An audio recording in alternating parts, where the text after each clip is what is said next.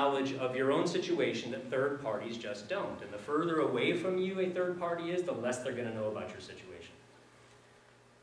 So individuals can be beneficent, but distant third parties typically can't. So let me ask you a question. I was invited here to give this nice talk. Do you think Hillsdale College, I'll speak in global terms, do you think they're being sufficiently beneficent toward me? Right. The answer is, you could not possibly know. How could you possibly know? In order to know that, are they acting unjustly towards me? That's easier to know. Is anybody assaulting me?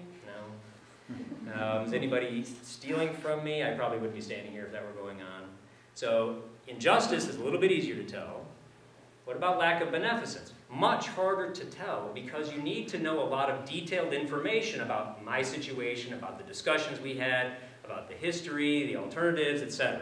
In order to know whether someone is being sufficiently generous towards another person, you need to know all of those things. So if my uncle called me, if I told you my uncle called me and asked me to pay his rent this month because he's having trouble paying his rent, should I give it or should I not give it? Well, you can't really know the answer to that, can you? Suppose I said, well, he's been a meth addict for 20 years, and he's bled his entire family dry, been in and out of jail, and this is not the first time he's asked.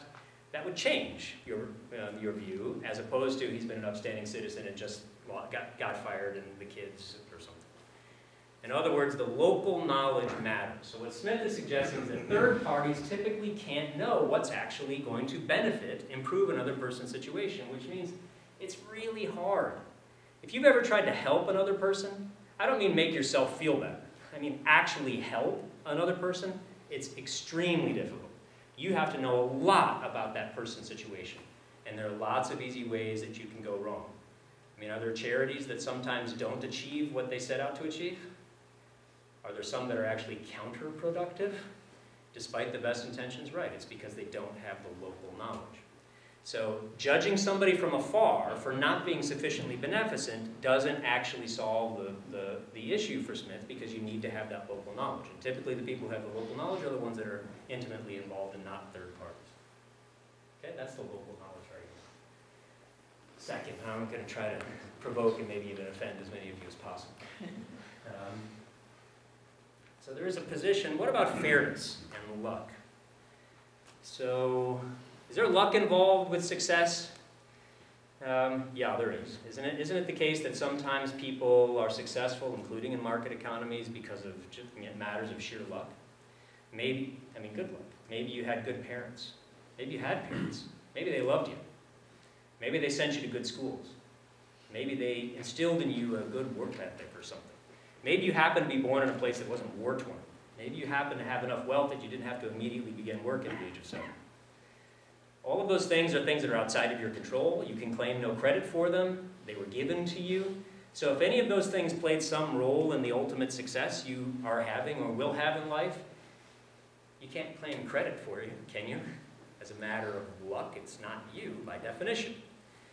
Now, by contrast, aren't there some people who had bad luck? Didn't have parents, or didn't have good parents, didn't have a good family environment, were raised in a bad place, bad schools, etc. So there's a position in political philosophy called luck egalitarianism. It's a mouthful, which says good luck and bad luck you can't claim credit for. So maybe what we should do is try to equalize the effect of luck in people's lives, hence the name. And the way we might do that is by redistributing some of the fruits of the success of people who've been particularly lucky to people who, through no fault of their own, have been particularly unlucky. And the claim is the way this relates to Smith and his conception of justice, and maybe more broadly speaking, sort of a market economy, is that sometimes people succeed greatly in a market economy, due at least in part to luck, while others don't succeed, also due at least in part to luck. So why shouldn't we equalize it? Okay? So that's the objection. Here's where I'm going to try to offend you. Here's what I'm going to propose as a Smithian. So Smith didn't actually say this, but I think this is consistent with the spirit of Adam Smith. Here's my proposition. If you have undeserved bad luck, and if you have reasonable disappointment, that doesn't necessarily mean anybody owes you anything. Are you offended yet? Very strong position, so I want you to think about that. I'll emphasize it. If you had bad luck, and we all agree you didn't deserve it. So just by definition, you just had bad luck, not through no fault of your own. And in addition to that, you suffered disappointment, and we all agree it's reasonable, meaning if we were in your shoes, we would be disappointed too. There are some philosophers who argue if you have one or the other of these, either one, that entails compensation, that you're owed compensation. I want to take the harder case. Even if you have both, it doesn't necessarily mean anybody owes you anything. To show that somebody owes you something, you require more than just that. Okay, so that's my proposition. Here's my argument for it. So I'll tell you a little story about Jack and Jill. Jack and Jill are, I've changed their names to protect the innocent. They're two seniors at Wake Forest University where I teach. They were economics majors. It's March of their senior year. They've been dating for some time. Jill is starting to think maybe Jack is the one for her. Jack is starting to think maybe Jill is the one for him. And they're starting to think, on their own, should I start thinking about coordinating my plans after graduation with him or with her? And they're thinking about these things. One Sunday evening, Jack calls Jill and says, Jill, I'd like to take you out to dinner next Saturday night. And she says, great. And he says, it's going to be special. And she says, it's going to be special? And he says, it's going to be special. So she hangs up the phone and she says to her roommates, hey, Jack just invited me to dinner this weekend. You don't think he's going to ask me to marry him, do you? And they say, he is totally going to ask you to marry him. So she begins to think about, oh my gosh, what am I going to do if he asks me to marry him? So she's trying to imagine what this would be like, and she's thinking about it. She writes her name as Mrs. Jack on things to see how it fits. She decides, if Jack asks me to marry him, I'm going to say yes. Okay, that's what she decides. Jack, for his part, after he hangs up the phone, he calls a restaurant. He says, I want to make a reservation for 2 for dinner. Going to ask my girlfriend to marry me. And they say, oh, that's wonderful and great. We'll have a violinist who will play something. We'll have some flowers. He says, great. That's Sunday night. Monday morning, Jill's in class. She's not really paying attention to what's going on in class because she's thinking about what might be going on next weekend. Class is ending. She's on her way out of class, and she gets stopped by Joe. Who's Joe?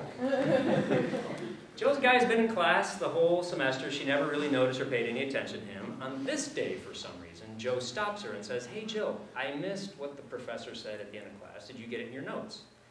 And she says, oh, yeah, I don't know, let me check. And she looks at her notes, and she looks up at Joe, and it's a bit of a spark. So they chat for a few minutes, and Joe says, hey, you want to go get a cup of coffee or something? And she says, oh, yeah, I had a Calc review class, but no, I don't need to go to that. Sure. So they go, and they get a cup of coffee, and they end up talking the rest of the day. They miss all of their classes. They don't go to their classes. Pretty soon it's dinner time.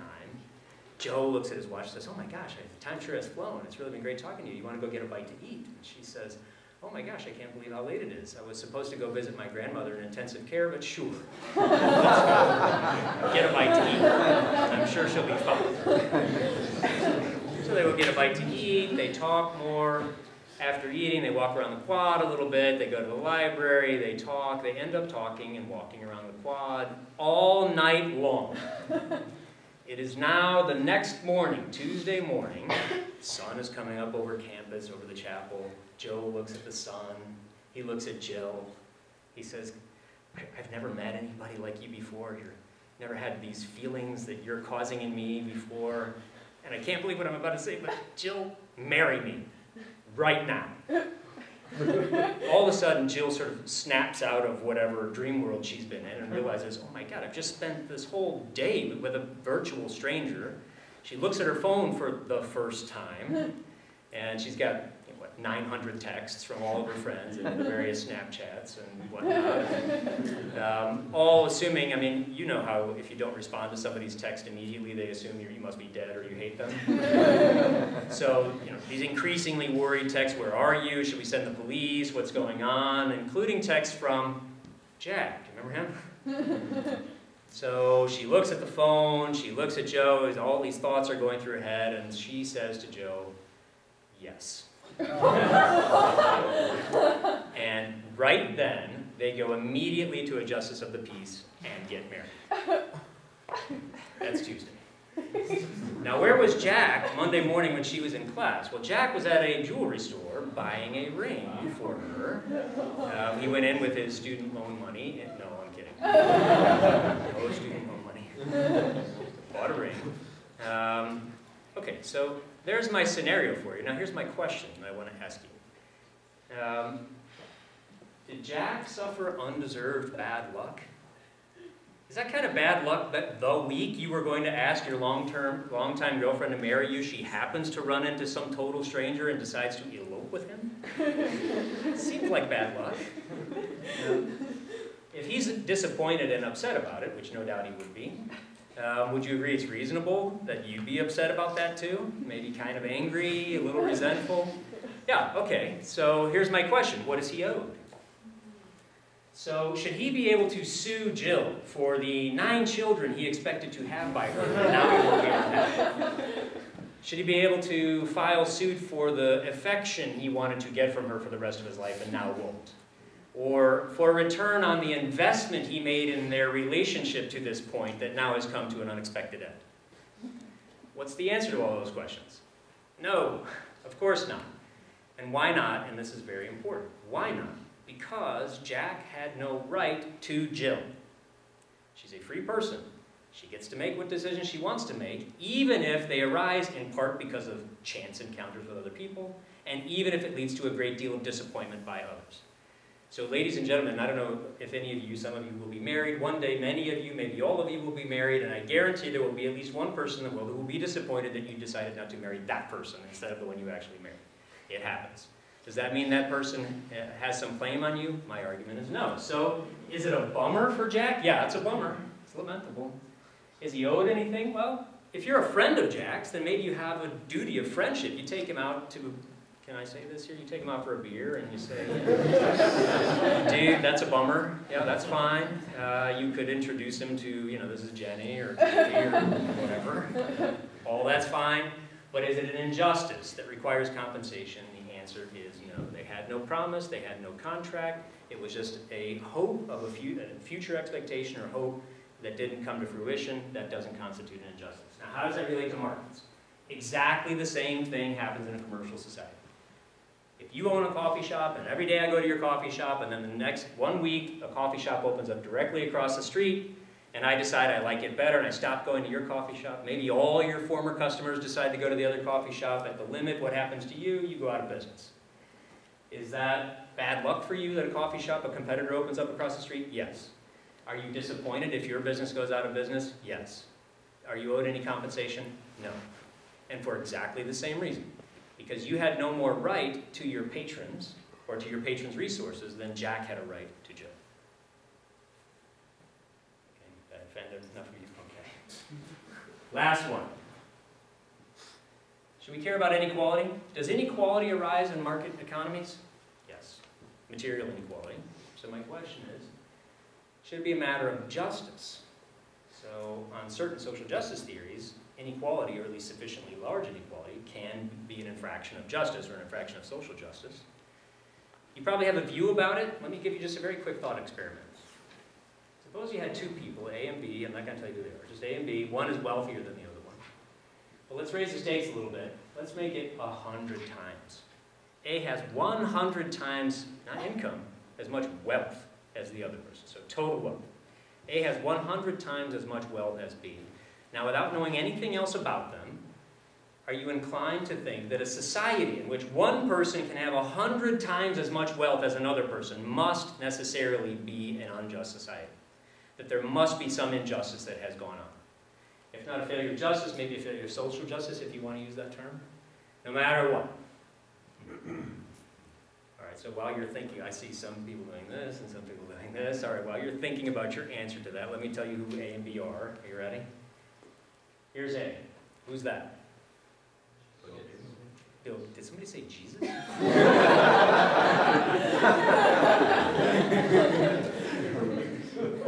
be surprised if he's called himself that or things like that. That's Bill Gates, founder of Microsoft. Bill Gates, you all right? Yeah. Bill Gates. There he is, I guess, maybe thanking Jesus for living in a capitalist society or something. How much is Bill Gates worth? So he's not the wealthiest person on earth. He's at least second, he might be third, depending on what Warren Buffett's returns are. So, who's the wealthiest person on earth? Jeff Bezos, yeah. He's about 130 billion or so, at least until the divorce happens. We don't know what's going to happen. He's getting a divorce. So. Okay, back to Bill Gates. What's Bill Gates worth? So Bill Gates' net worth has gone up considerably since Donald Trump was elected. He's worth about, does anybody know? $100 billion. So it depends in part on Microsoft stock, stock returns, but what's a billion among friends? It's about $100 billion. Who's the poor soul who has to soldier on, only worth 1/100th of Bill Gates' wealth? There are lots of people you might pick, but I pick a neighbor of mine. Does anybody know? Who's that? Who is that? Michael Jordan. Do you know who Michael Jordan is? Not Jesus. Michael Jordan, he's not actually he lives in North Carolina. He's not actually my neighbor. I've never actually met him. But Michael Jordan is worth actually his net worth has gone up a little bit because he bought a controlling interest, now a majority interest, in the Charlotte Hornets basketball team. He had a minority, then he had half, and now he's about 80%, and the value of that team has gone up. But what is his net worth? Can you do the math fast? $1 billion. He's about $1 billion, give or take 100 million or so. Now, this is an extreme example, obviously. So what is the point of talking about these two people? Well, here's what I think that this example shows. What matters when you're comparing two people, a wealthier person to a less wealthy person, the first thing that matters is how did the wealthier person get it? Did he get it through force, fraud, theft, by various other kinds of extraction? Or was it all through cooperative, mutually voluntary, mutually beneficial exchanges?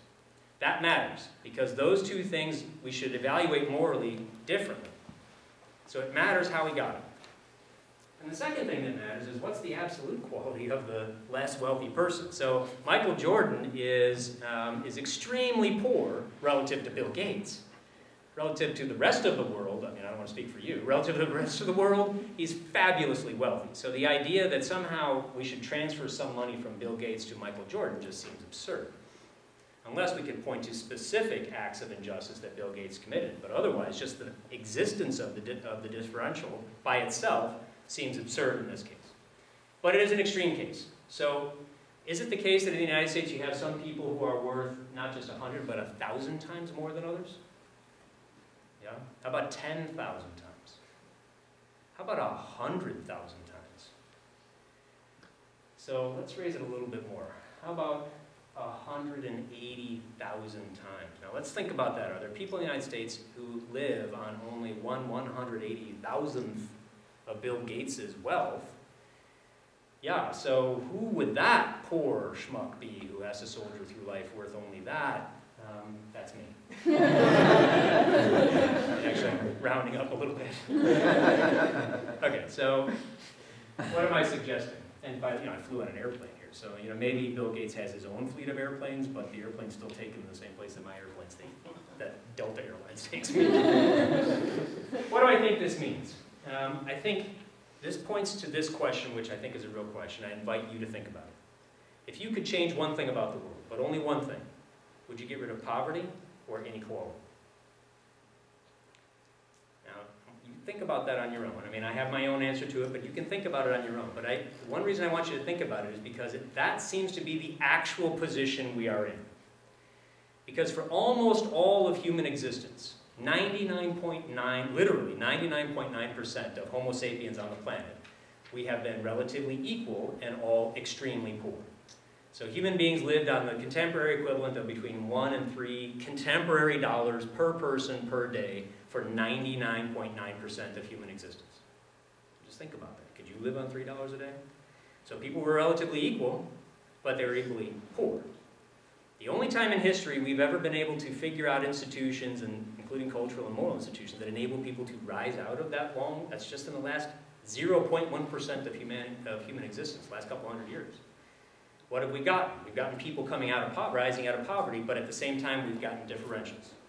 So almost everybody is getting better, but not at the same rates. So that looks like a real choice we have to make. We can either have everybody ascending out of poverty, but at different rates, so inequality, wealthy but unequal, or everybody being relatively equal, but unfortunately equally poor. So I think that's a real choice. What's the answer to that question? I'll leave it to you, but my suggestion would be that whatever choice you make might indicate the system of political economy you support. But for Adam Smith, and for full disclosure for me too, the choice is clear. It's poverty. If you could only solve one of those issues, it'd be poverty. Poverty I think, is the cause of far greater misery in the world than the fact that some people have more than others. Once we get everybody out of the absolute level of poverty, then maybe we can turn our attention to other things. But as long as there are still some people who are at that very low historical level, and there are, still between 500 and 600 million people, what's the great news? The great, glorious news is that over 7 billion human beings have risen out of that level of grinding poverty that marked all of human history. Bad news is there are still about 500 million or so who are there, but the proportion has gone down to only that small percent now, and for the first time in human existence, during your lifetimes, very likely there will be effectively nobody at that level. So what the United Nations calls the level of absolute poverty, $1 to $3 a day per person, we will have eradicated that for the first time in human history. It's one of the greatest achievements of humankind, and nobody knows about it. Okay, one last thought about this. How are we doing on time? We need to finish. You know that passage from Adam Smith? You all know that, right? Second most famous passage after the invisible hand. It's not from the benevolence of the butcher, the brewer, the baker we expect our dinner, but from their regard to their own interests. When you hear that, do you hear selfishness? Karl Marx did. Karl Marx read The Wealth of Nations. Well, at least he read 20 pages into it where that passage is. He looked at that and he said, there it is. Aha, smoking gun. Right there in the founding of capitalism, there's Adam Smith saying it's all about me. It's all about number one. I think about me, you think about you. Maybe. But what I'd like to suggest to you is a slightly different way of thinking about it. I think what Smith had in mind was not selfishness, but respect. When I make an offer to you and give you what I call an opt-out option, meaning you can say no thanks if you want and go somewhere else, then the only way you and I are actually going to execute an exchange is if both of us say yes. And if you have the right to say no thanks to any offer, any proposal, any agreement, if you have that right, then no matter how much I offer you or how much money I have, if Jeff Bezos walks in here and says, I'll give you $1 billion to work for me on Monday, if you have the right to say no thanks and go somewhere else if you want, then your moral agency is immediately leveled. You are immediately moral peers. All the money in the world can't take away your ability to say no. So if he really wants you to work for him, what is he going to have to do? He's going to have to figure out something that matters to you. He's going to have to think about you. You're going to have to do the same. When you want to work somewhere, you're going to have to think, how can I bring value to them?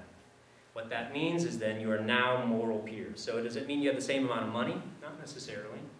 But you have a moral equality, which I think, and I think following Smith, is actually more important. There is an equality of moral agency. As long as everyone, of whatever class, station, race, religion, creed, sex, whatever it is, if everybody has the right to say no thank you and go somewhere else, if you choose, then we're all moral equals. And that's what you get in a system of a political economy that protects justice. So let's conclude. Here's what I think Smith's argument is. Political mechanisms can and should protect justice, but they can't and shouldn't even try to protect them to engage in beneficence. But remember what we said right at the outset. A fully virtuous life includes both of those. Respecting justice, the negative part, and beneficence, the positive part. So if that's true, on whom does the responsibility for beneficence fall? It's not the government's responsibility. On whom does that responsibility fall? What's the answer to that? Individual. On you and me.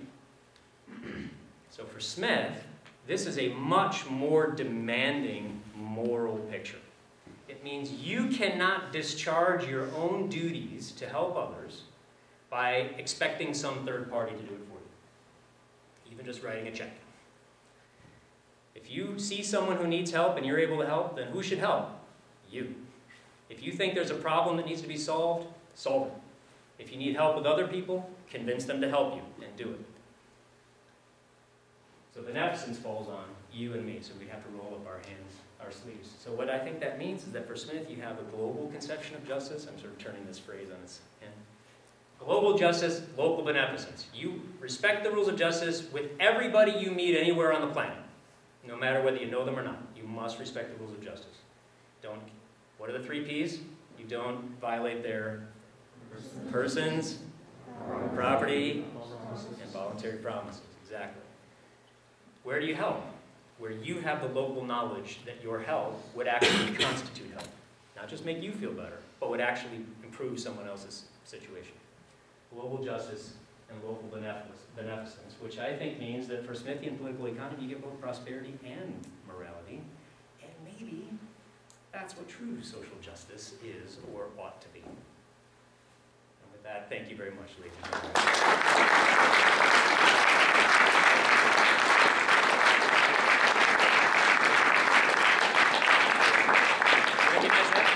Where is that? Where's that? Hong Kong. What's the Yeah, we have time for questions. Time for questions? Yes. Anybody has any questions? Dash, go ahead. Any questions? Yes, sir. In the theory of moral sentiments, do you think Smith is sincere when he talks about God as some sort of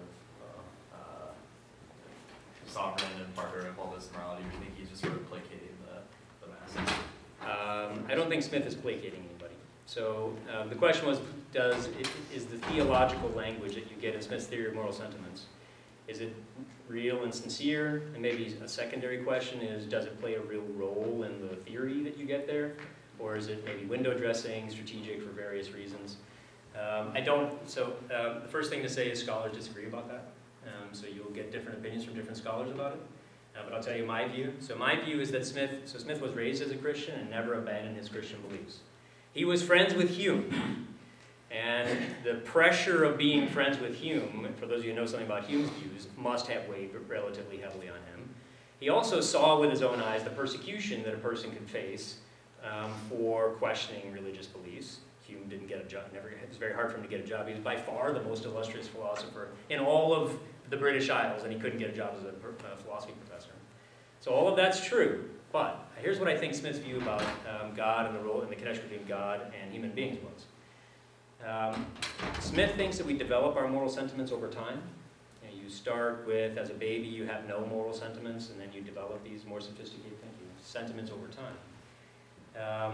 But I think what Smith thought was, remember, this is before Darwin, before evolutionary theory.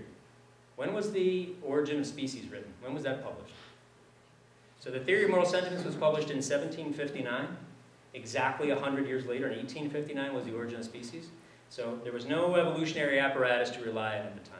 Smith gives a developmental account, but what he thought you could not explain by using a kind of proto-evolutionary developmental account was the initial instincts that human beings have. Why is it that we have a desire for mutual sympathy of sentiments? Why is it that we have an almost innate, he thought, resentment of injustice? The only explanation for that, he thought, was because God implanted that in us.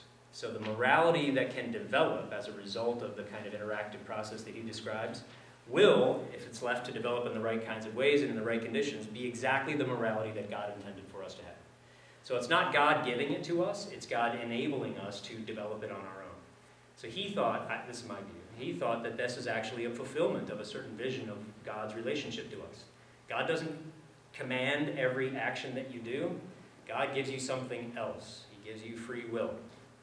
So either you have an ability to know what you should do, but you still bear responsibility for what you do. And I think that's what Smith thought he was discovering. So I think he never abandoned his belief in God and thought that God was necessary to explain the original equipment, as it were, that we had to achieve a moral life. Is that what you think? Okay, that was more than you wanted. Other questions? Yes, sir.